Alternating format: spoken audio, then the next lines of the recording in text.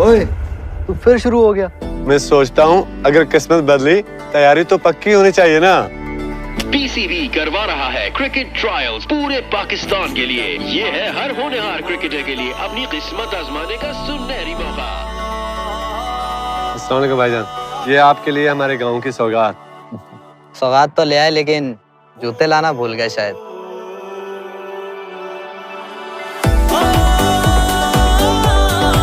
भाई जूते हम दे देंगे, तुम आओ अपने टैलेंट दिखाओ ना।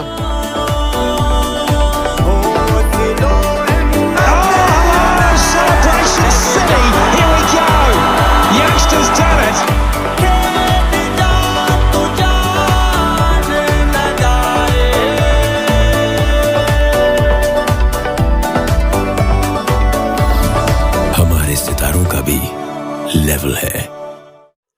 अस्सलाम वालेकुम नाज़रीन, मंज़र आम में ख़बरुनि जो सिलसिलो जारी आहे। रिपोर्ट शेयर कंदा हलूं पीर जो ॻोठ मां। रिपोर्टर महमूद अली मंगणे जी। उर्दू सिंधी मीडिया ग्रुप पीर जो ॻोठ जी डिप्टी जनरल सेक्रेटरी इम्तियाज़ मेमून जे घर ते हथियारबंदनि ऐं डंडा बिरादरनि जो हमिलो। रिपोर्टर बेहोश पीर जो ॻोठ थाणे ते हमले आवरनि अरसलान, इफ्तिखार, दमसाद, मंजूर शेख ऐं ॿियनि ख़िलाफ़ NC दाख़िल। तशद्दुद जो निशानो बणायल सहाफ़ी खैरपुर अस्पताल मुंतक़िल। तशद्दुद जो निशानो बणायल सहाफ़ी इम्तियाज़ मेमून ॿुधायो त ॼाणायल जवाबदारनि जो पहिरियों भेरो हमिलो न कयो आहे, पर हू सदाईं हमला कराए, तशद्दुद कराए घर मां फुरलुट करे फ़रार थी वेंदा आहिनि। जवाबदार बाअसर हुअण करे पुलिस उन्हनि जवाबदारनि खे गिरफ़्तार करण बजाए उन्हनि खे तहफ़्फ़ुज़ फ़राहम करण में मसरूफ़ हूंदी आहे। ॿिए तरफ़ सिंधी उर्दू मीडिया ग्रुप सहाफ़ियुनि मथां हमले ख़िलाफ़ हंगामी इजलास तलब करे वरितो।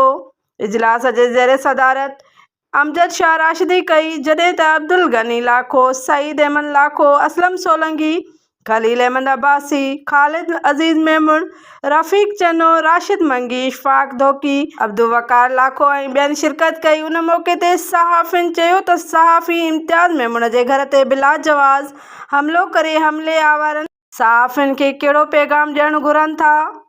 ही इम्तियाज़ मेमून ते हमिलो न, पर पूरी सहाफ़त ते हमिलो आहे। उर्दू सिंधी मीडिया ग्रुप पीर जो ॻोठ जे उहिदेदारनि ऐं मेंबरनि जी SHO पीर जो ॻोठ मोहम्मद हनीफ़ खोसो सां मुलाक़ात कई।